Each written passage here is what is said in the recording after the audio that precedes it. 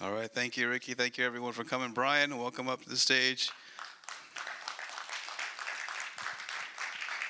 Good to see you in D.C., my friend. Thank you so much for coming out. And thank all of you for coming out. Thanks, George Washington University, Ed and team.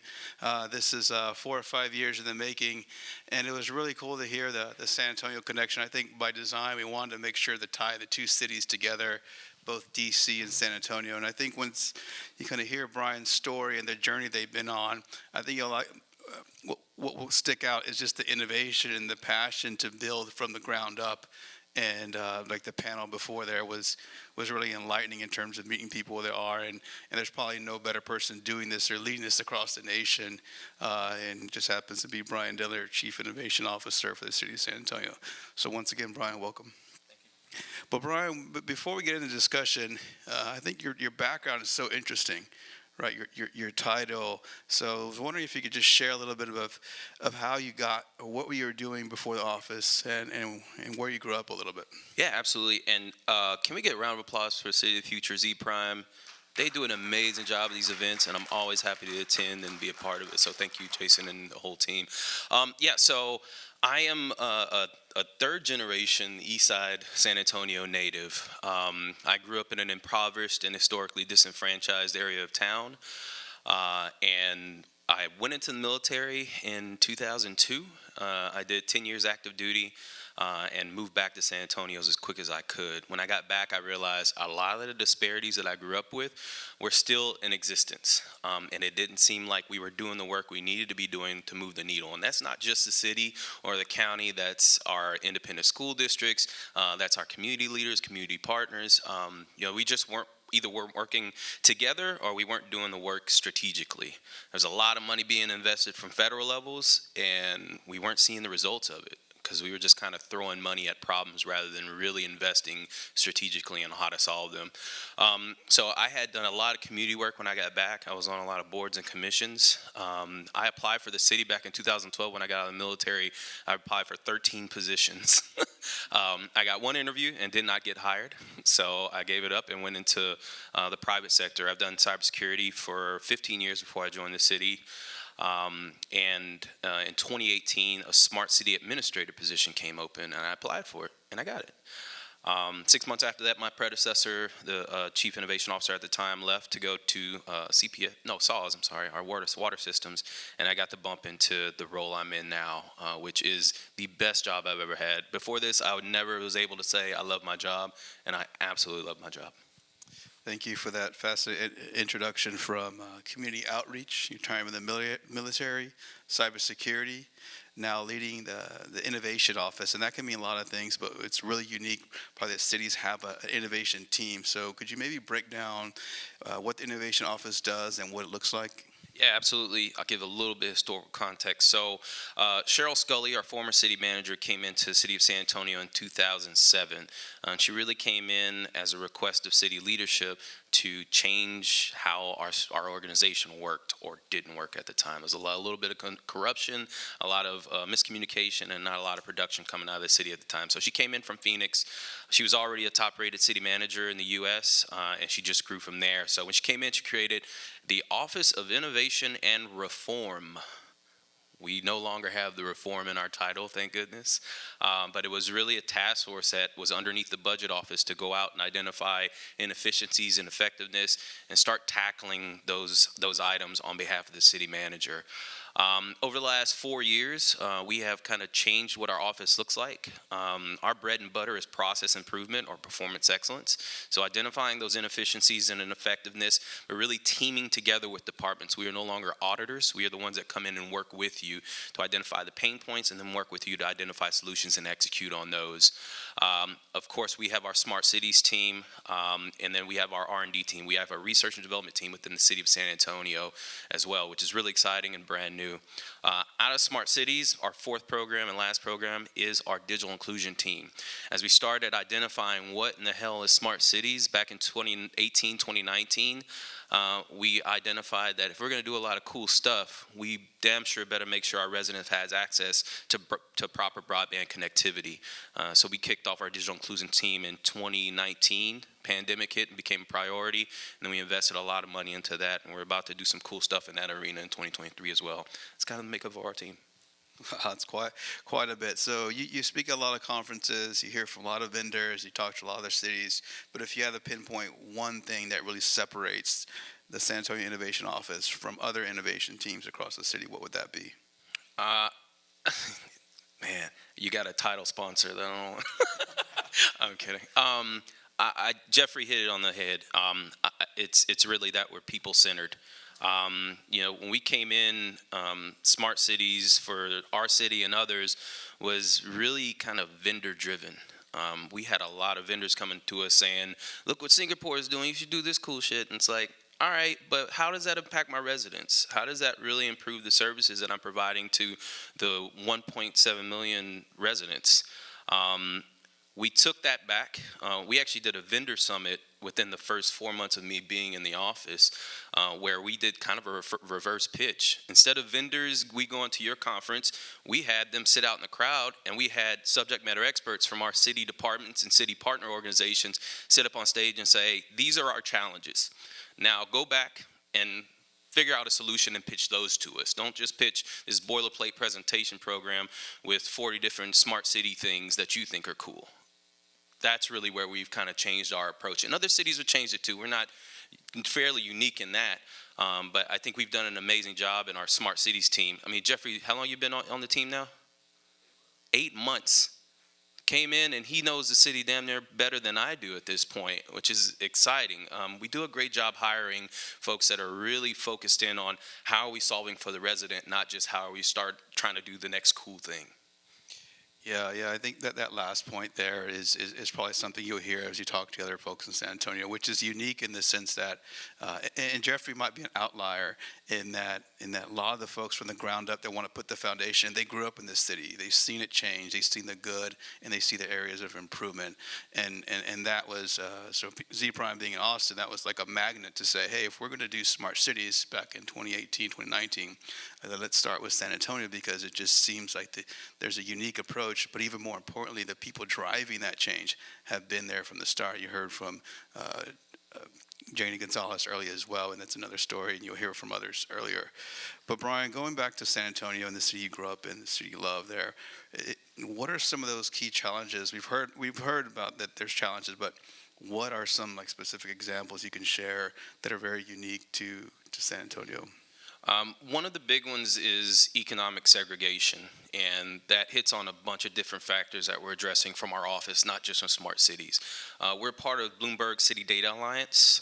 This is their inaugural year, and obviously our first year being a part of it. And our focus in on that initially was housing. We have a huge housing crisis in San Antonio when it comes to affordability. Gentrification has hit us hard. It's hit my own neighborhood hard. Within the 9 years that I've been in my house, I bought it for $95,000. It's at $450 now. I wouldn't be able to afford that house now if I had just moved into San Antonio. Housing crisis like that is prominent across the city. So we started with housing as a topic, but then we realized that intersectionality, which was the comment mentioned earlier, really ties into that. So then we built in workforce development, knowing that if folks can't afford housing in this market, how do we get them, not only how do we get housing more affordable, but how do we get them to a point that they're growing in income? I mentioned when I got back to San Antonio, there was a lot of instances of disparities that were there decades before. How are we approaching those? Not just making things more affordable, but making sure folks are brought up in the market along the way. I would say housing and workforce development are major ones, transportation, but overall, the accessibility of the resident to government and the services that we offer is key.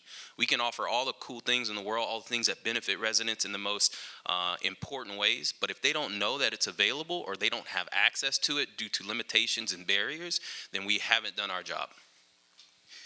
That's fantastic. So can you maybe tie a little bit also talk about the sandbox? So sandbox was something that actually your team introduced our team, and we're always glad to participate. But just that unique boots on the ground, it's almost like a family approach to smart cities. Maybe share a little bit about what the sandbox. Yeah, it kind of started off in the direction of us looking at other cities, and not even other cities, just even private sector companies that were launching new things within communities, and the community members were saying, what is this? Why are you putting this on us? You didn't work with us. You didn't tell us about this.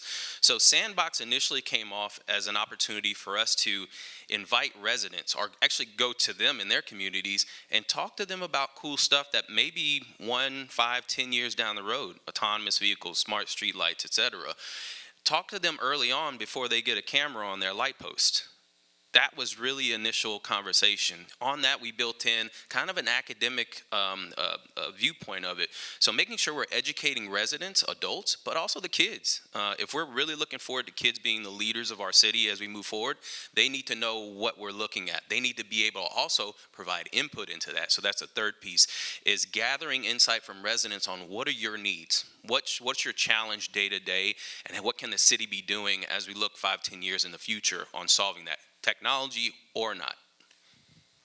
Thank you. And just another innovative that that I think is important to share, especially when there's new cities out there, is that the Smart SA roadmap with your alignment across the other entities, and then how that plays into the data sharing agreement, which is also unique for a municipality this size, and probably one of the first in the nation to do it.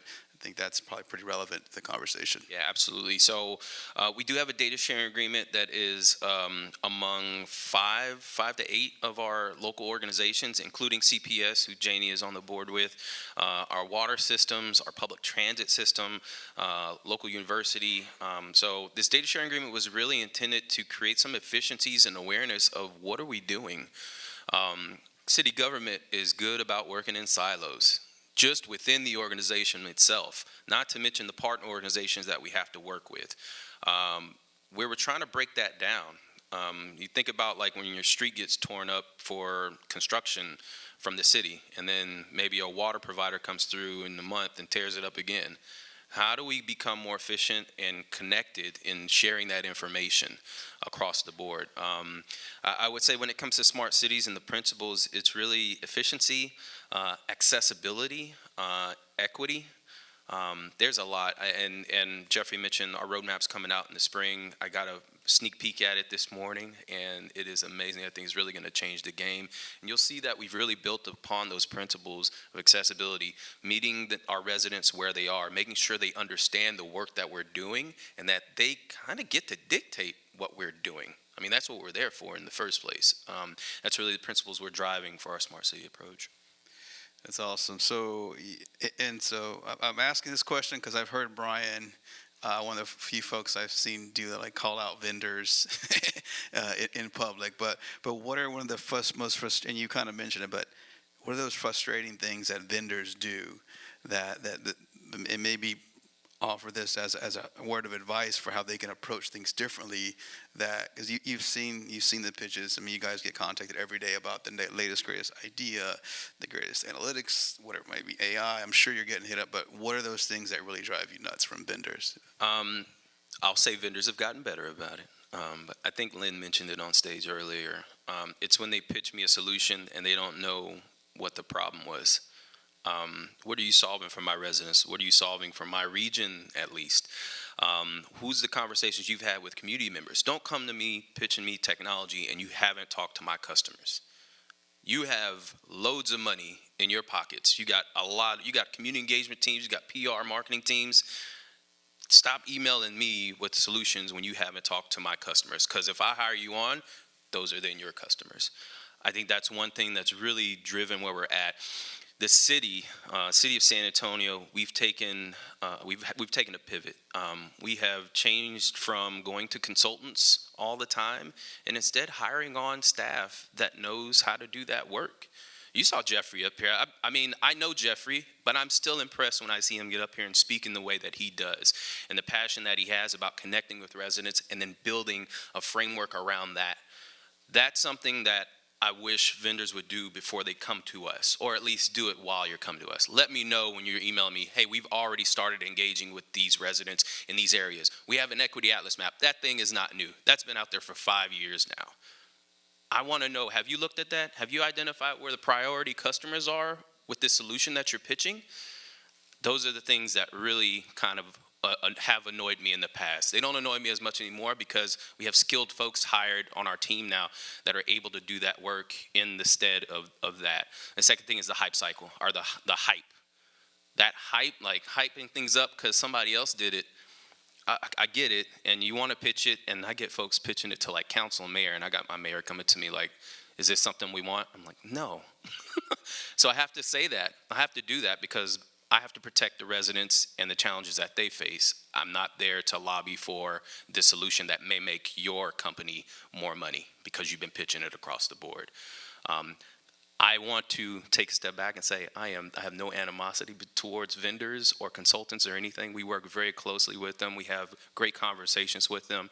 And I think the trajectory that consultants in the private sector are taking now are definitely turning the corner a little bit. So I'm excited about that. And we're happy to work with anyone and advise you on how you can do better work in that space. Thank you for that. And we do want to open up for questions, but Brian touched on a key piece that's brought up quite a few, but the equity piece, so the Smart City Roadmap. But you guys have been at the forefront of bringing that into play. Why is that such a has to be a key pillar of any Smart City strategy? Yeah. Our mayor, Ron Nuremberg, came into office 6 years ago, and his challenge, his main focus priority, was to do everything we do through the lens of equity. Knowing that the city of San Antonio is one of the most economically segregated, the most impoverished community.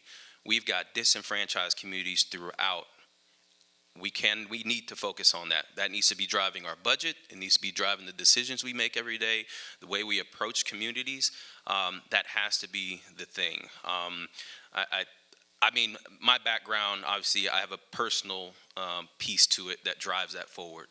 I don't want to leave this position and not have addressed the things, because then I'm just, I'm being a hypocrite at that point. I don't want somebody that's coming back to San Antonio at the age of 25 looking at me and saying, what the hell y'all been doing?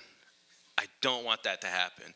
And so that for me personally, that's why equity is the one thing that drives us, in addition to, I mean, our team's passionate about it, our mayor's passionate about it. I think it's just the right place to be. We're seeing it across the nation right now that needs to be addressed. Even if you're high on the totem pole when it comes to the economy, like, this all affects you. Whether it's healthcare, housing, workforce, education, et cetera, it's all going to affect you at some point. So let's chip in and figure out how we solve it at the lowest level. Thank you. So I want to open it up to some questions now. See if you have any questions. Joyce has a mic here. I'll be happy to take any questions. Alex. So one of the key drivers in San Antonio's recent growth has been the stepped-up presence of the military, particularly the Army and the Air Force. How, in your efforts, do you factor in and engage with the increased military presence? Right, yeah. So the military presence has been around for a long time. We do have an Office of Military Veteran Affairs. We have a close relationship with JBSA, which is the combined efforts around all that. The military has gotten outside of their gates a little bit now. After 9/11, they definitely hold in. And I was in the military. I was stationed at Lackland for my last 3 years in the military. They're starting to kind of creep back out now and become part of the community and identify how they can work with cities and counties in developing these solutions that they want to. They're looking to utilize our space as a living lab when it comes to innovating the way the military does their things. When it comes to servicing veterans and military residents, I don't want to say it's not different from general residents, but it's not different. We're identifying what are your challenges specifically for your genre of group of residents. How do we address those appropriately? And one of the big things, and we're working on this with our R&D program right now, is focusing in on veterans partners. So partners that live in the city and have challenges to workforce because they jump around so much. How do we help them identify employment within the city of San Antonio, within the county? How are we filling that gap? That's one of the biggest challenges that we've heard from them, but we're continuing to hear challenges, and we try to address them the same way we do with other residents. Does that answer your question? Yeah, thank you. Yes, sir.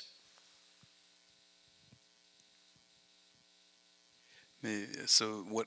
So Cyber City is right. Is that the other? The other? Cybersecurity City USA. Yeah, we've got a lot of cyber, which is exciting. Sorry, we got one question over here. Hold on. Holly, we'll get you next. Thank you, Joyce.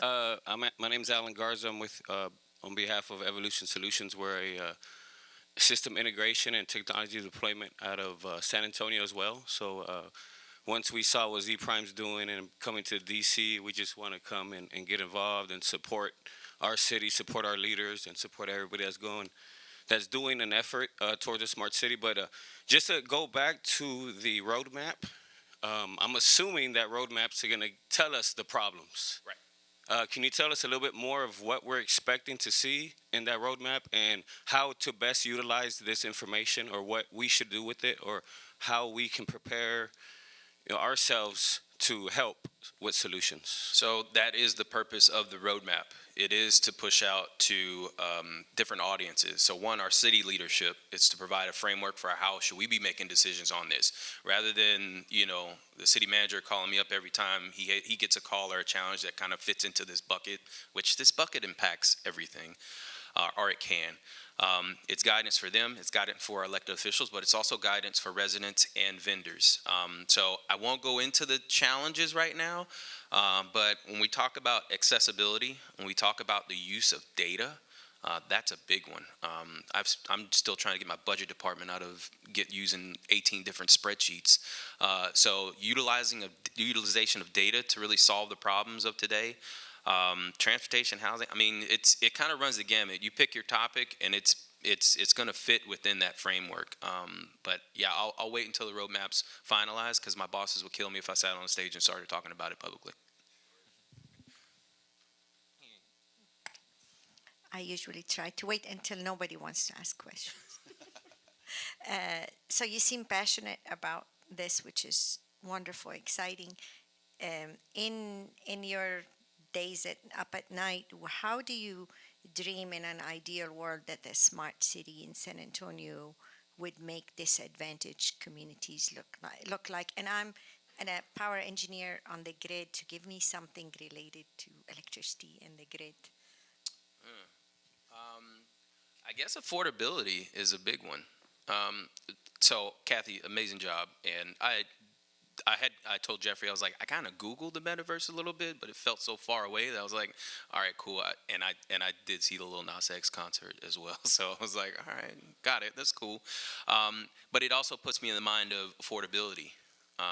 We're working on getting people connected to the internet in 2023 in an affordable manner. Like it's still an obstacle, a big one, that's not being truly recognized at the levels it needs to be.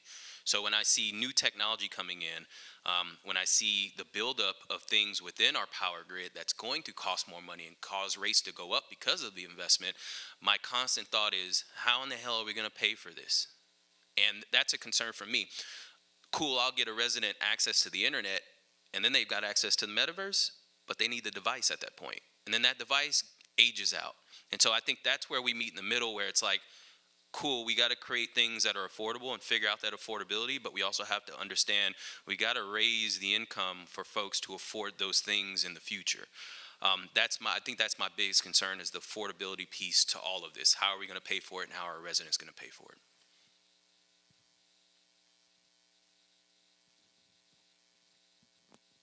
Yeah, I want to get back to the question I asked earlier about microgrids. And you mentioned cyber and the military. As I understand it, they're working on cyber-protected grids down there in San Antonio. That is correct. And now you mentioned affordability. There are 4 billion people in the world either without electricity, poor electricity, still cooking with fossil fuels, or no access to the internet. It's a huge market. And this country could put it together to make affordable, direct current microgrids to service that market. But we need to do it here in this country. And disadvantaged communities with the 40% federal money and microgrids could be a good way to jumpstart that. What are you guys doing to look at city block direct current microgrids? Yeah, so one of the big things that I've seen CPS do is get outside of their own walls and tap into the knowledge and expertise of other organizations. So has anybody ever heard of Southwest Research Institute, Sweary? Southwest Research Institute is out of San Antonio. They've been a major research agency for decades. Their motto is deep sea to deep space. They are NASA's largest contractor. Sweary is right there in the heart of San Antonio, and I love that CPS is working with them, not only on the technology side of microgrids and how to sustain that in the future, how do we create it and how do we maintain it, but also the security side of it is key. So that's where we're pulling in UTSA into the conversation. UTSA is one of the top cybersecurity institutions in the nation. They're pulling them in. I think when we talk about that humble leadership thing, being a leadership in this space or being a leader in this space is going to require that you don't know everything. I'm going to leave it at that kind of level, because if we got into details on the technology, I think I'd make myself look like an ass up here. So, but I will say, I think the partnership with experts in the space and being able to collaborate, truly collaborate, and try to produce something for residents is one of the things that really changes the game and sets us apart. Brian, fantastic way to end. I wish we could get to one more question, but Brian will be here through tomorrow. But I'll kind of end on, for the folks from DC, Maryland, Baltimore, and the surrounding communities, I think if there's one thing we want to see is we want to see some more collaboration amongst these innovative cities that have equally as big a challenges, but the passion is matched across the stakeholders, and I think you'll start to see that. You've already seen that with all the representation here from utility cities. We'll hear from water tomorrow. So, Brian, thank you, and we'll get ready for the next session. All right.